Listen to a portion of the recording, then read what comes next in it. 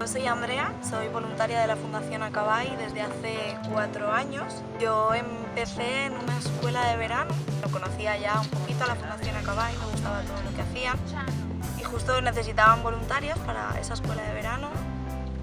Aparte de las escuelas de verano, yo soy voluntaria en las sesiones de terapia ecuestre, en algunas sesiones con perros y en todo tipo de ocios.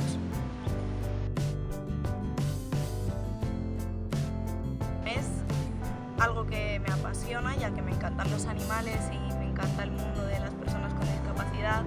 Entonces es unir dos cosas que te gustan y hace que todo sea más bonito y que disfrutes haciendo algo que te gusta. Lo mínimo que hagas, a ellos, a los chicos, les provoca una sonrisa, les provoca que se desarrollen, que vayan a mejor. Bueno, mis funciones en las terapias ecuestres son dar apoyo al usuario en una parte del caballo, es dar un apoyo para que esa persona, ese chaval, vaya un poquito a más. Que recomiendo 100% ser voluntario de Acabay, que mola mucho, que la energía es flipante.